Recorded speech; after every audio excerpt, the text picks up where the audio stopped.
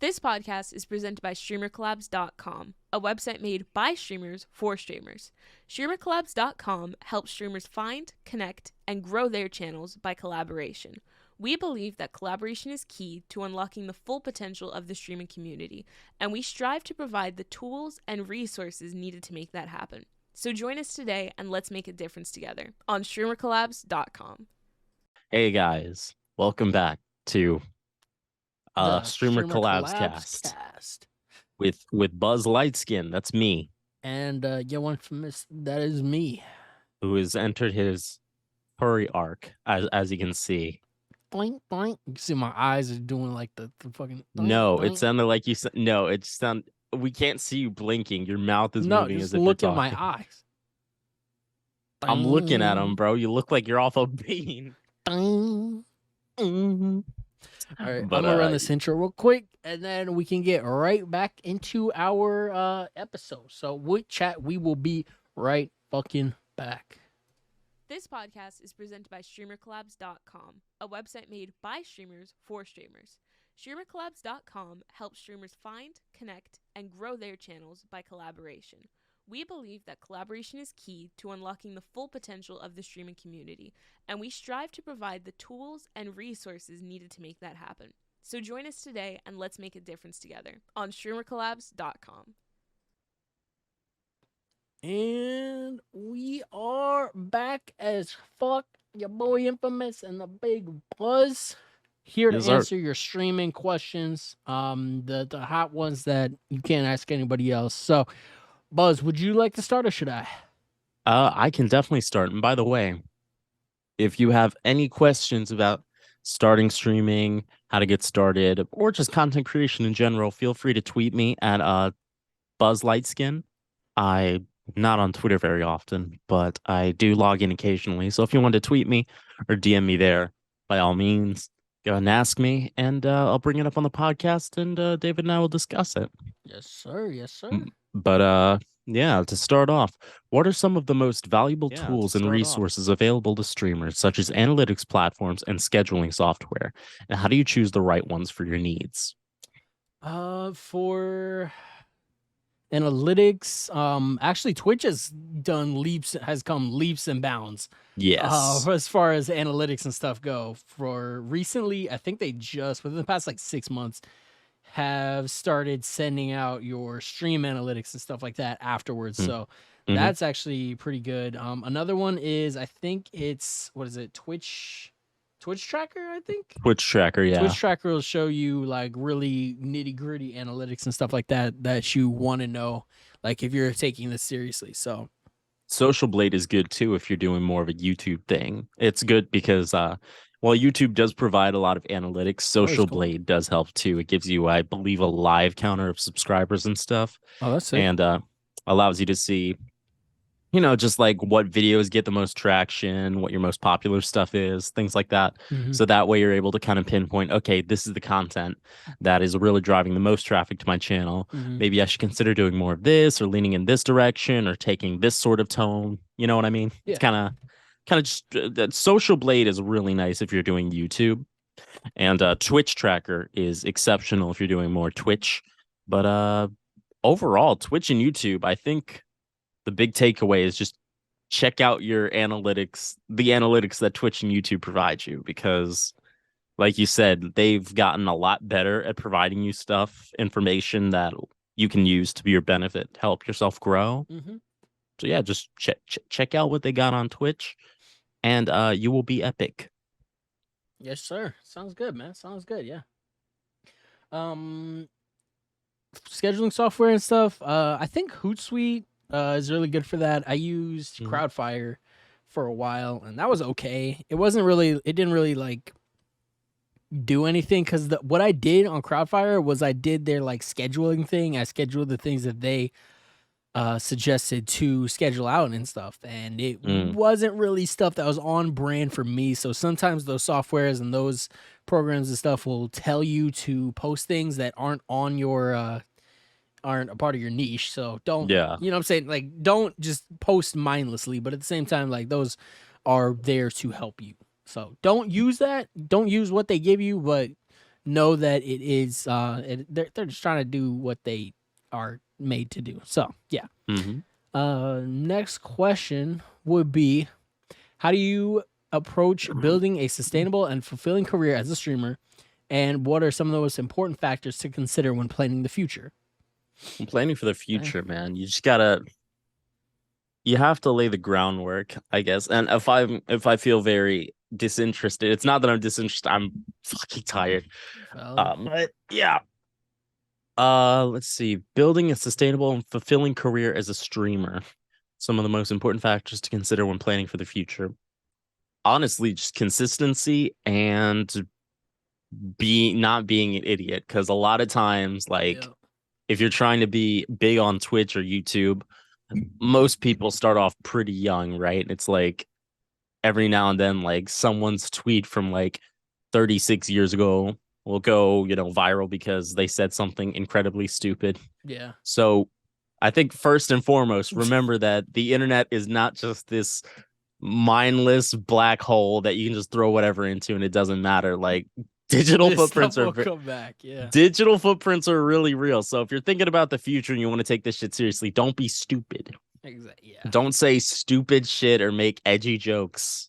I mean, like, you don't say stupid shit. Like, obviously, edgy jokes, there's like that's a whole other discussion. But like, use common sense. Like, think about it. Be like, how's this gonna look in like 10 years? Yeah. And if it sounds stupid, if you have to like double and triple think it before pressing send, probably the best idea to like, because like a lot of content from like I guess early YouTube didn't really do very well or age well, because for example, like Leafy and iDubbbz, that shit is, like, obviously they had their brand of just being edgy for whatever, but obviously iDubbbz was at least able to kind of pivot away from that. He's trying to back away from it now. He did too much for too long. I don't know if they're gonna let that happen. I'm personally, like, I can't. Let that go. Like Leafy, for example, like he's been gone for a while, but I think because YouTube kind of just banned him, which is weird. Why did Leafy get banned but not iDubbbz?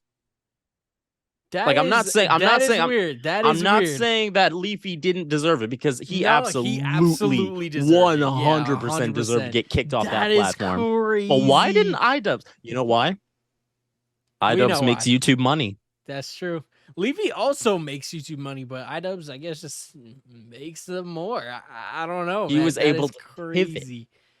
To pivot a little bit. Oh yeah, and Leafy hasn't he hasn't come back yet. You know what I mean? He hasn't had his whole like character development arc yet.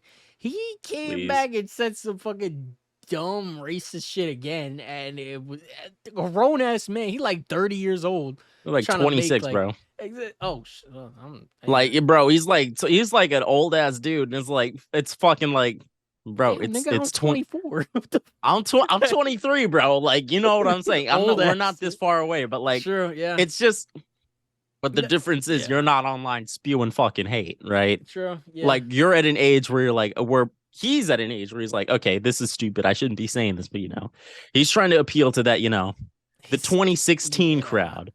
The crowd that's already kind of grown up and looked back on his content and been like, maybe it's not right. So, but back to the point, just like, don't be stupid, because obviously the internet's a different place than it was however long 2016 was ago. YouTube has changed. Twitch has changed.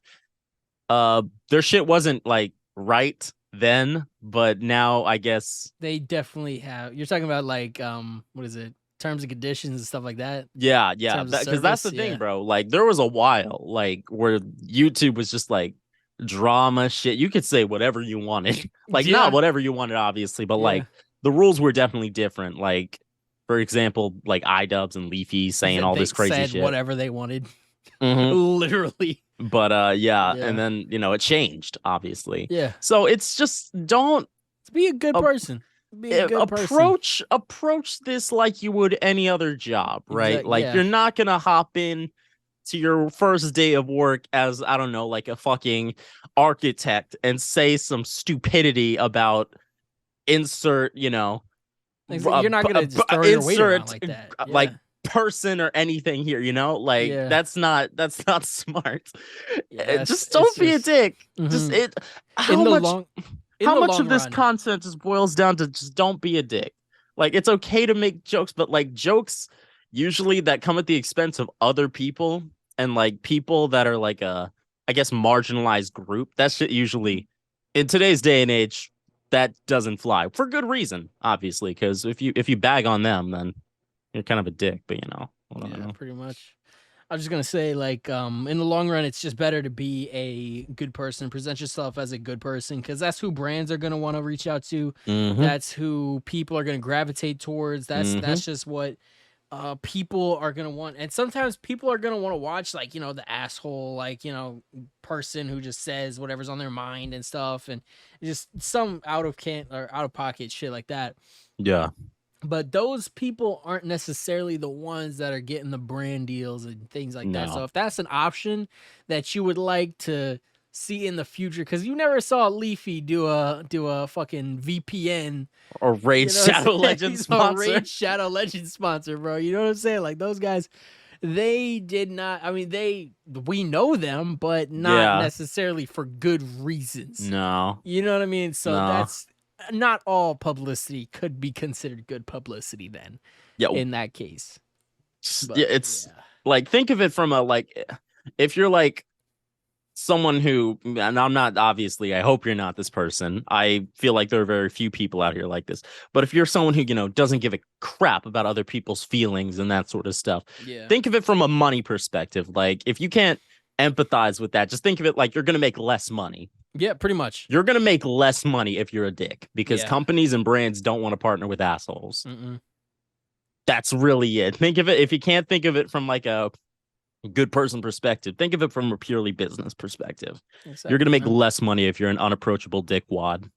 Exactly. And people aren't going to want to support you. Like, I've watched people who are dicks to their community, like, that shit gets old. That shit gets old real fast. People are not going to show up for that every single time. Like, I don't want to come in and chat. He's like, fuck you, Buzz. And I'm like, what did I do? Exactly, I subscribed for 6 months with tier 2. Like, come on. Yo, that's crazy. But people are not going to want to support that long term. Like, it's funny to laugh at for a while, but I've seen people literally blow up and fall off for being dicks. You know what I'm saying? It's just, it happens. Do you have any examples? I'm not going to name people specifically, just because they're pretty successful. I mean, they held a couple thousand. I saw somebody on TikTok literally the other day. He'll still pop up on my what's it called? On my For You page. He was yelling at his chat. He was literally, okay. So what he's streaming is hacking on Apex. So he'll stream like just straight wall hacks pretty much. And he'll just stream that. He'll run around, he'll fight, he'll die, whatever.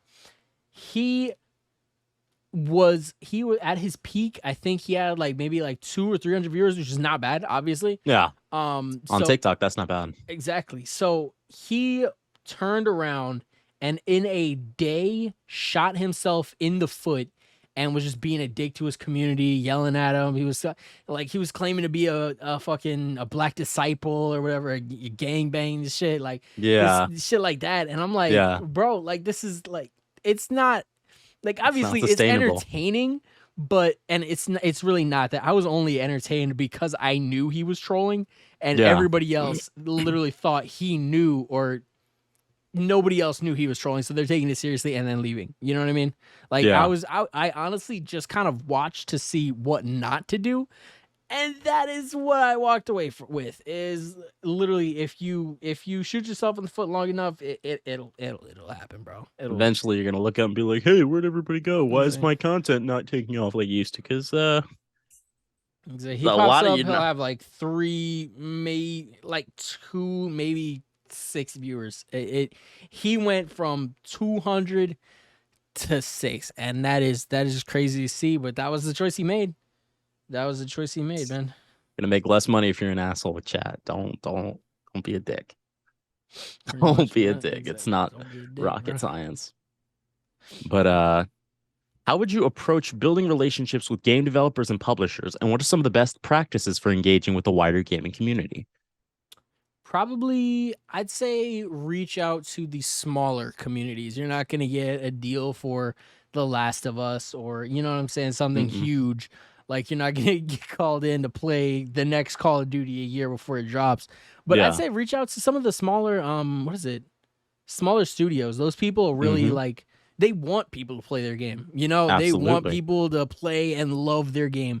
So I feel like if you reach out to these, like, if you reach out to like people like Logitech, I can't think of any like huge game developers right now, but if you reach out to like people on the level of Logitech or places like that, you're probably not going to hear back. However, if you do reach out to some of the more like indie games, and that's why did it stick my tongue out like that? If you reach out to more indie games and stuff like that, you're probably going to get more of a, you know, reach. You're going to hear back more often than not, probably. Exactly. Yeah. Just fostering a positive relationship. Exactly. And is then you got a bunch of one-offs. You know what I'm saying? Exactly. Like I think I mentioned this either last stream or the stream before, but Berlizzi, he plays a lot of like indie made horror games, and he'll do just one-offs on his channel as opposed to like multiple big series. He'll just be like, yo, playing a new indie game from so and so developer.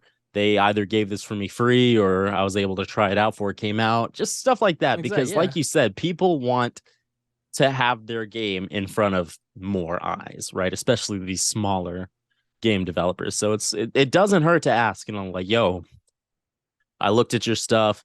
This looks really cool. Would you be willing to give out like a key, or is there something I could do to like put this in front of other people?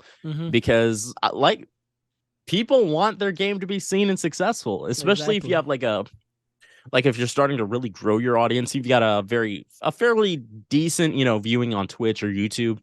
They'll see that and be like, yeah. Be sure to tell them and be sure to drop like your links and socials so they kind of know who you are and who's representing their brand. Just be like, yo, so these are some of my videos. These are the games I play. You know, just talk to people and be nice and don't be afraid to ask. Like you can ask and be like, yo, EA, can I please play, I don't know, The Last of Us 6 early? Exactly. Like you said, you're not going to hear back from them. Like 95 times out of 100, you're not going to hear back from them. But, you know, maybe. Just it doesn't hurt to ask. Maybe. Slanderous troll. Slanderous troll. So, hold on. Here we go with one of our last questions. Possibly our final question, but... Possibly. What are some of the most important ethical conversations for streamers, such as ensuring the safety and well-being of your audience and respecting the boundaries of your collaborators? That's a big one. You want me to take the first? Yeah, go ahead, man. Okay, cool. So ensuring the safety and well-being of your audience, or ethical considerations for ensuring the safety. Don't encourage them to do what you're doing, especially if you have, like, if you're like, let's say you're doing an IRL stream and you're bungee jumping without a rope. I don't know why you would do that. Isn't that just jumping? That's just jumping. Yeah. But yeah, don't encourage your audience to do that, because they don't know that you have like a trampoline or something at the bottom and the clickbait, and there's clickbait and shit. You know what I'm saying? Like, don't encourage dangerous things. Don't encourage, because I saw somebody did like, somebody got like way too drunk on stream, and I think they blacked out or something. And that is also something that could be considered putting the safety of your audience at risk. Because I know Kai Sinet, he got a little too high on stream one time, and Twitch banned him for it. Like, wasn't that recent? Yeah. He like was, today? I don't think it was today. But I do remember that did happen, and that was crazy to me. I was like, what the fuck? But nah, that Twitch will, if your audience doesn't shut it down, or your moral compass doesn't shut it down, Twitch will. Yeah. So be sure to watch out for that. And as far as respecting the boundaries of collaborators go, that's not really too tough, not for us to say, honestly. Like, if you guys are cool with whoever you're collaborating with to talk to their chat without muting their mic, that's cool. If not, communicate that. Just try and make it as much fun for both parties as possible. I feel like just because if you're making up the rules as you go along, nobody's gonna want to collaborate with you. I am sorry, but people like to know the rules up front. Communication is key. Exactly. Communication is key, man. If you want to if you're muting and you want the other guy to mute as well while you guys are talking your individual chats, cool. If somebody reading a message directed at them in your chat is something that's too far, tell them that. But as far as what do you mean too far? Like some people will get like irritated. I think I had this happen to me actually. Where I was collaborating with somebody. What's good, Coach? Shout out to you, bro. I was collaborating with somebody, and somebody was in their chat, and they mentioned me talking to me, and I responded to that chat that wasn't in my chat. And they got mad at you for that? Yeah, they got a little irritated with me about that. So why? That's that. I don't know. I don't know. But that's interesting. I do recall that happening. So that was crazy. But yeah. What any thoughts? Communication is key. Like you said, communicate with your audience. Like, yo, listen, what I'm about to do, it's very important for your own legal safety. Like you're talking about bungee jumping without a rope. First of all, don't do that. Second of all, if you're doing that for content, please let your audience know that they really shouldn't try that at home. Exactly. Because one, they shouldn't, and two, that covers your ass legally because you don't want to get fucking sued for doing content, and then little Tiny Tim decides to imitate you, and now Tiny Tim's got a broken leg and can't eat goose for Christmas. It's just be smart about that sort of thing. And again, it does tie back to not being an asshole. Just when it comes to collaborating with people. Yeah. Talk to them ahead of time. Be like, yo, listen, are you cool with this? Are you cool with that?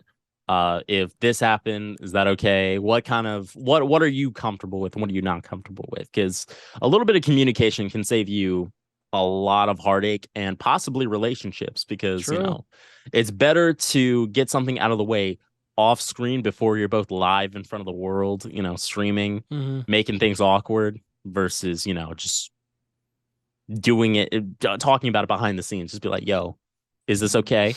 No. Okay, then we're not going to do that. Cool. We're not going to talk about that.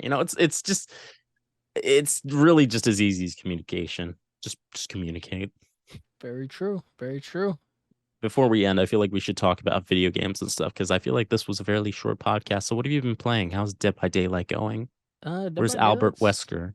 Dead by Daylight's doing pretty good, man. Albert Wesker is I didn't even play him today, honestly.